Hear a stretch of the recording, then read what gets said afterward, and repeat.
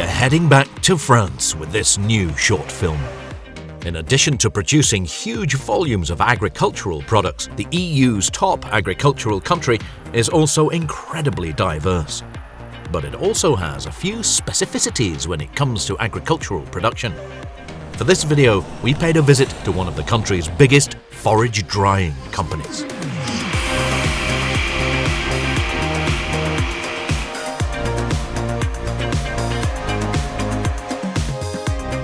We've spent a lot of time travelling around France with our cameras in the past. Each region is special and charming in its own way. There is over 26 million hectares of agricultural land in France. For comparison, only 17 million hectares of land in Germany is used for agricultural production.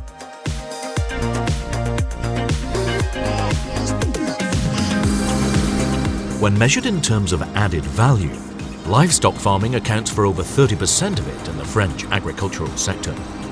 Forage drying is not particularly something that is specific and unique to France, but it is not really seen in any other country to the same extent. There are 24 forage drying plants located across the country, and they are primarily used to process lucerne, better known as alfalfa. The oldest cooperatively organised company active in this area is Lucerne. According to the data provided by the company, they dry forage from around 17,000 hectares of land in 5 plants near the city of Reims, which is located 150 kilometres to the east of Paris. Starting at the end of April, alfalfa crops are cut a total of 4 times each year. The Lucerne plants either take care of the work in the fields with their fleet or have it done by agricultural contractors. We are here to shoot the work being carried out for the plant in Pont-à-Favergère. Thanks to our project partner, Krone, we are able to show you the entire process chain.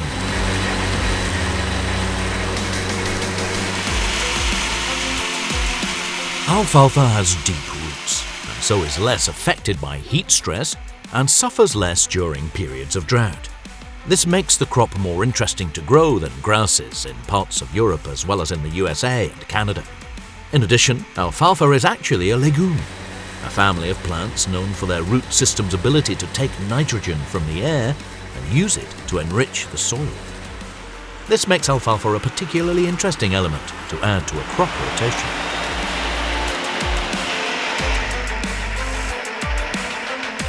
For our shoot, we are joined by 2 butterfly mower combinations. Attached to the John Deere is a Krone EasyCut B950. When you include the front mower, the combination has an impressive working width of 9.45 meters. The mower does not have a conditioner, but is equipped with transverse augers.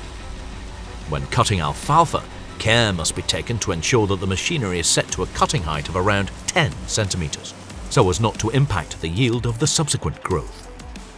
With normal grassland, farmers usually aim for a cutting height of between 6 and 8 centimeters.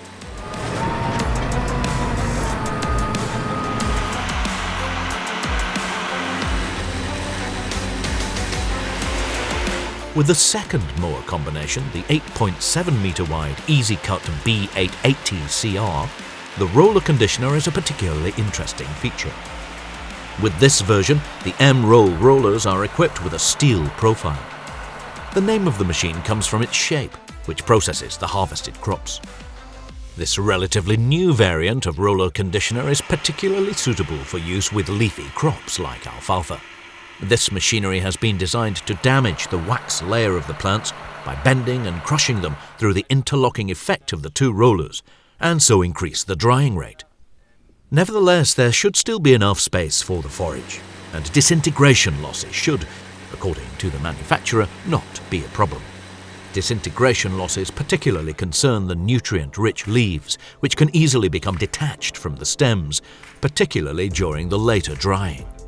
The drying plants aim for a dry matter content of 50% in an ideal situation. There is usually 24 to 48 hours between the cutting and the chopping.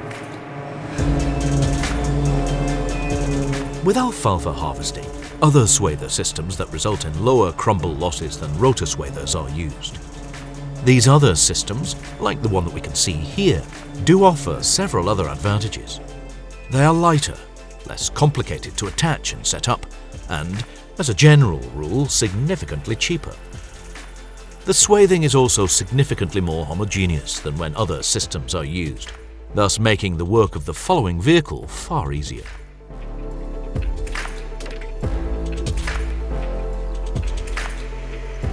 You can, however, reduce crumble losses when using rotary rakes by adjusting the settings of the machine to be slightly more defensive, or by using it when there is dew on the crops in the early morning or late evening.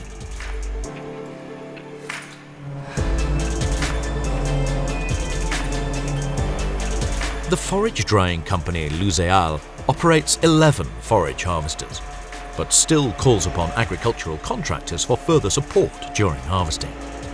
The BiG X 780 is currently the best-selling Krone harvester in France.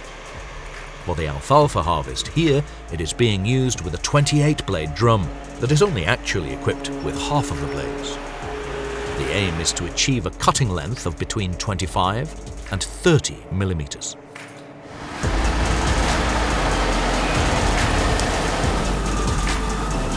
Krone has been operating its own distribution company in France since July 2016.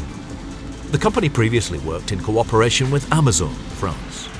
Since then, the business has developed well, and according to Krone, they currently occupy a 20% share of the green forage harvesting machinery market in France.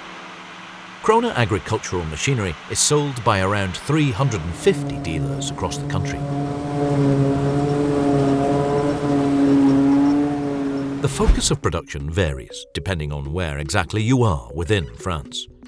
For example, the Paris Basin has been nicknamed the granary of France. Partly situated on incredibly fertile loess soils, this is where you can find the best growing conditions for grains and cereals. When it comes to wheat cultivation, France actually comes out on top when compared to all the other countries in the world. Arable farming also extends out into the northern and eastern regions of the country. Farmers in these areas intensively cultivate potatoes and sugar beet.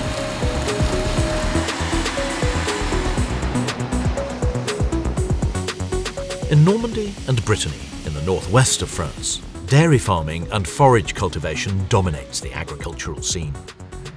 We actually paid a visit to this scenic region in our film series on agricultural contractors, ETA Yan, which can be found here on our YouTube channel.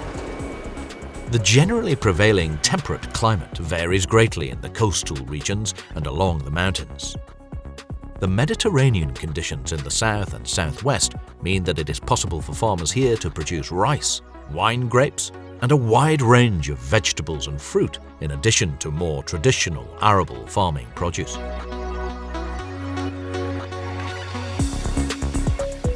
Recent structural changes in the agricultural sector have had a major impact on production in France. Between the years 2010 and 2020, 1 in every 5 farmers gave up their farm. This allowed the average farm size to grow to around 69 hectares, and the rate of rented land to increase to 80% on average.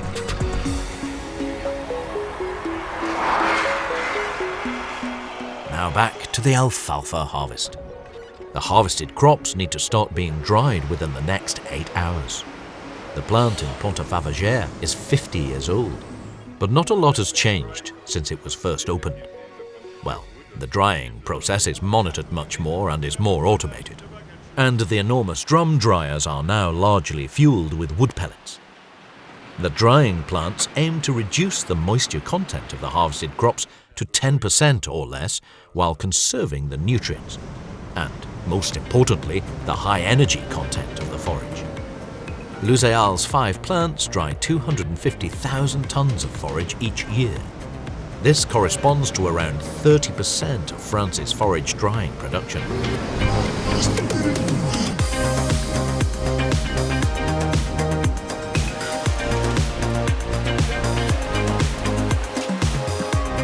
The forage is then sold in bales, weighing up to 400 kilos, or in the form of pellets. The latter is mainly bought by dairy farmers, who use the pellets to improve the feed rations that they give to their herds.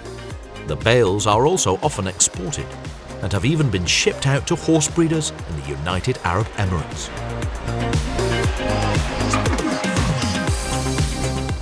And with that, our trip to France comes to an end. It definitely won't be our last. You can find links to all our other videos on France in the video description below.